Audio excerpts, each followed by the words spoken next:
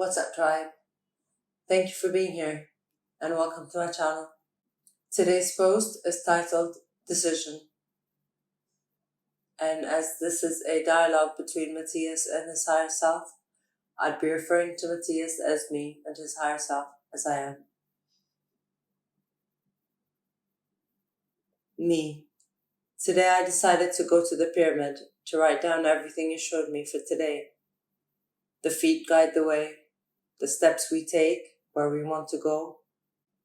And therefore, if the knees imply the inevitable changes that have modified our lives for external aspects, then the feet would imply those decisions that oneself has taken and decided on the way. So I set out to write the things that I myself decided in my life, the things that I have done in my life of my own free will, without an external force telling me where.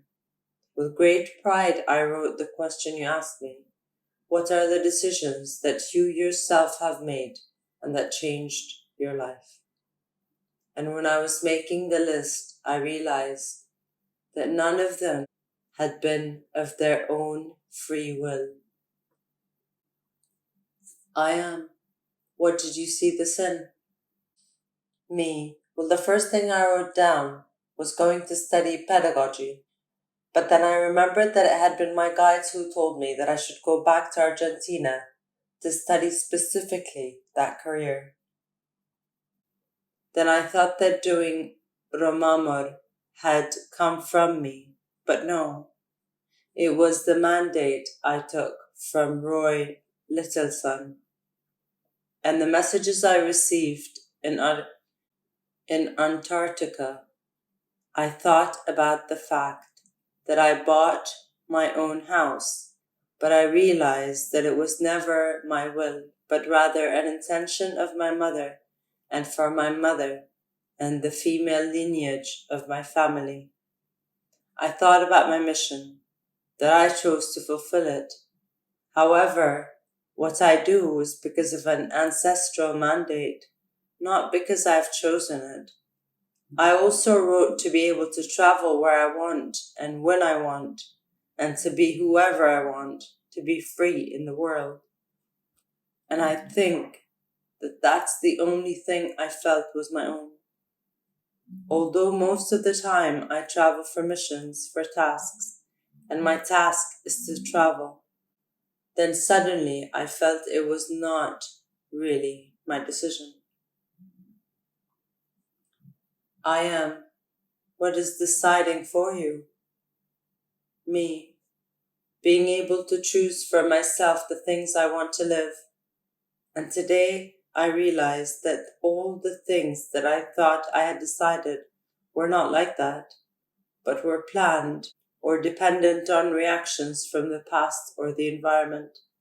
And that makes me wonder, am I really free to make my decisions and choose? I am.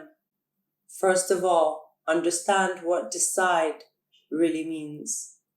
It comes from the Latin decidere, which in turn finds its origin in the verb cider and means to cut.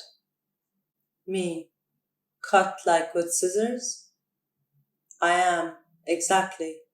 Cut something, separate it from something else. The etymological root also gives rise to the Spanish word sire. Thus, the word decision is the same as making an incision, a cut in the road to start something new. Deciding something is to let two concepts separate. What I choose and what I deny. Deciding on something is to cut the doubt of a choice, to get rid of one of the extremes by accepting the other. When you find yourself at a crossroads, on a forking path, you make the decision to fall into one of them, cutting off the wandering idea, to launch yourself leaving the other behind or aside. The feet, the ankles, are what biologically register this turn in the direction of decision, and therefore it is your feet that register every step, every decision made in your life. However, just like with your knees, me, and what would those 2 feet be? I am. One is called ego, and the other is called being. Let's remember, ego is the Latin word for I. The first person singular embodies the personality, the identification of the individual, made up of a specific culture, emotions, feelings, ideas, and biology. Define what you are as a result of the division of your cells in the process of gestation and life, as well as what is acquired in experience. Your ego is the filter of the world, the interpretation of it, your place in it. It, then, embodies your ideological, emotional, and biological needs related to your environment and survival in it. Therefore, the ego, the I, is based on the needs and wills of the individual. Me, and the being, I am. The being is the one that embodies the conjugated verb in the first person singular, becoming the I am. Unlike the personal pronoun that indicates the question who, the verb indicates the action of the question what. Who do you do what for? Me, that was the dilemma today. What do I do? And who do I do it for? Well, I felt that everything I did in my life, everything I thought I was doing for myself and by my own choice, I was actually doing it for others and from others. I am.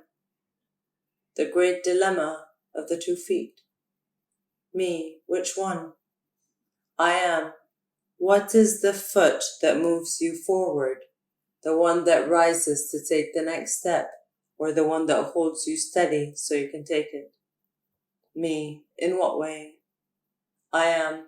Which came first, the chicken or the egg? Which came first, the question or the answer?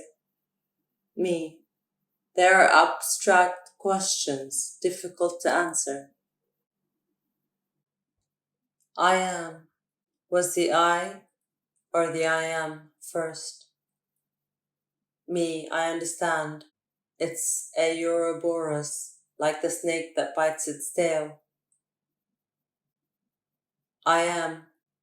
A palindrome, like Yosoy.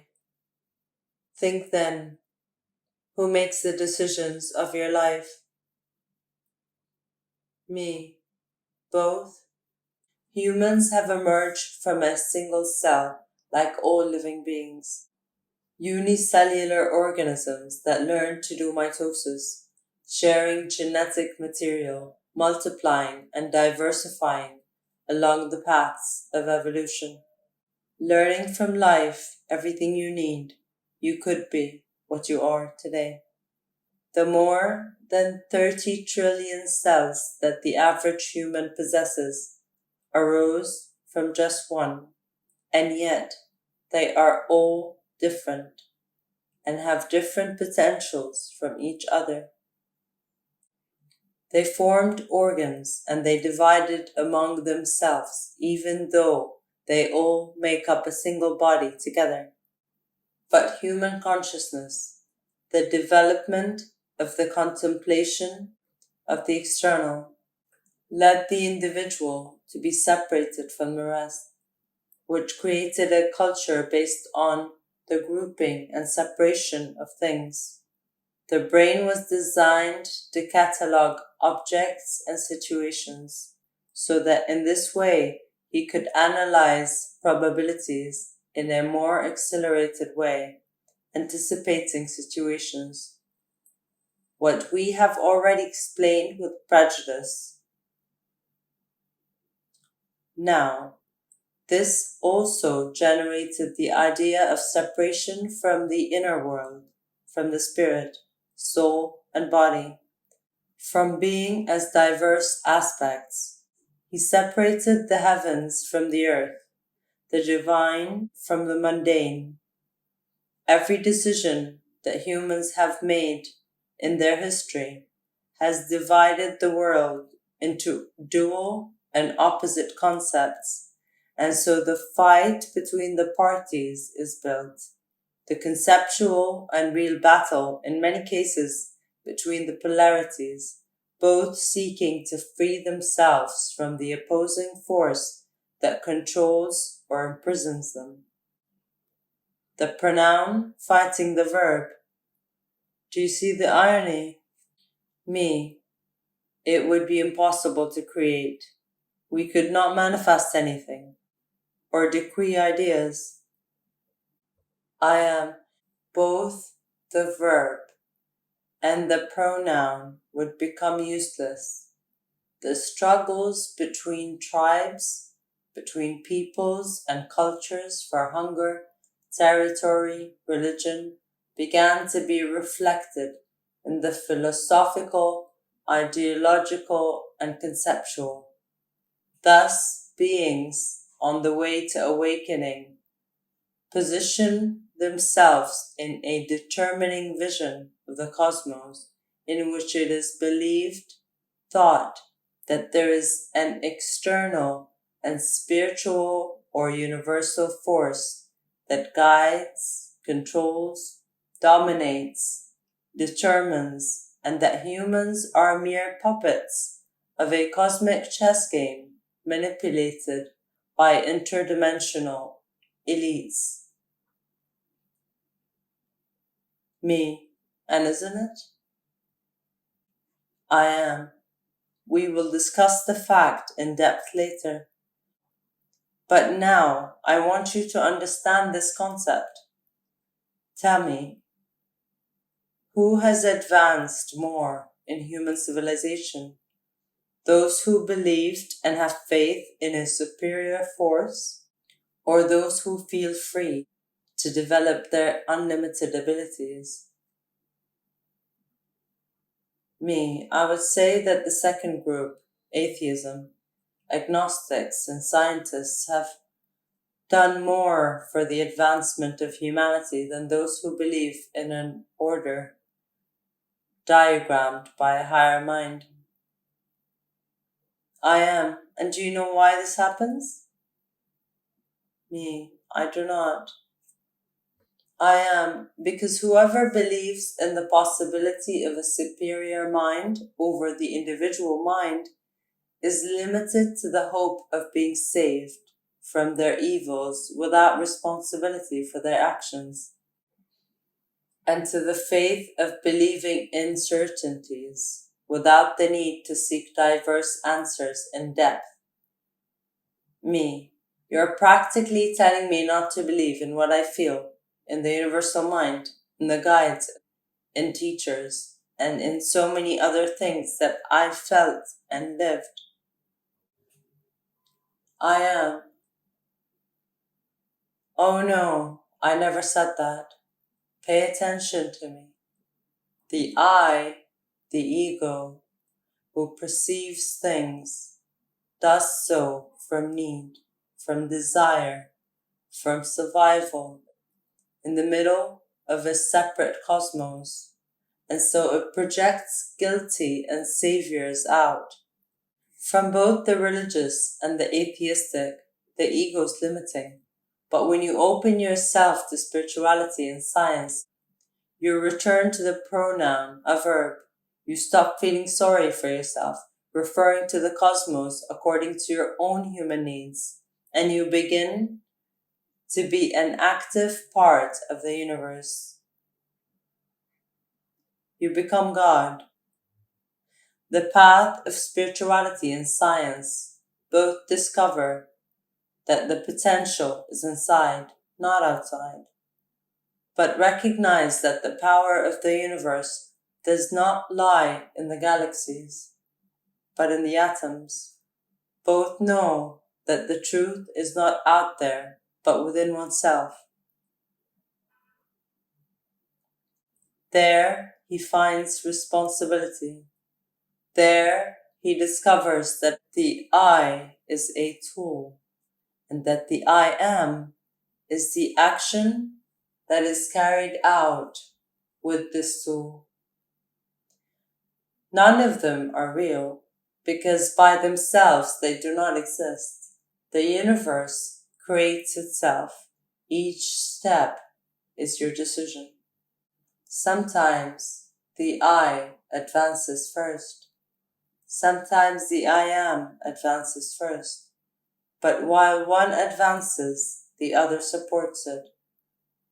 When you say that Matias never made a decision in his life because he has always been commanded by other higher consciousnesses, you are basing yourself on the unreal law of separation in which you consider your ego as a whole and the I am superior as just that, something above you. There is no such thing as the lower self or the higher self. There is only the I and the am, the pronoun who and the verb what. The decision is joint because we are one. We are mirrors, as are the hands, the feet, the eyes, the ears. Both hands grasp and create. Both feet walk. Both ears hear everything. Both eyes see more widely. Both cerebral hemispheres regulate all the functioning of the body. Sometimes one is stronger than the other, but both are one. Therefore, in your Spanish language, somos, we are, is also a palindrome for you to remember. Me, reconocer somos seres Yosoy, recognize that we are beings, I am. The great palindrome that you told me before starting the whole Camino. I am. Well, the true path is only realized by recognizing this truth. Whoever continues to think that there are superior beings who control the freedom of others and that the objective is to free themselves from the system is that they have not yet understood what or who the system is. And although in cosmic nature these struggles exist and we will talk about them, you will not be able to understand why they exist without understanding the basic law that in cosmic essence, they are actually mere perspectives. Me.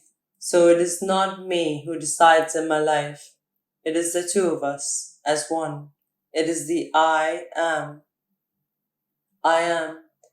There you will find the freedom of your path. So write down what are the choices that you have made yourself without apparent external forces and that have transformed your life. And when you write the answers, remember that it was not you, it was the two of us. Me. I am. So I decide not to decide anymore in my life. And from now on, I choose to choose. I am. Choose. Election. They come from Greek, ex, outward, and the Indo-European leg, to collect. Unlike decide, the word choose puts the intention of putting things together. Putting things together, therefore, turn your life and each step into a choice, and we will always be there together.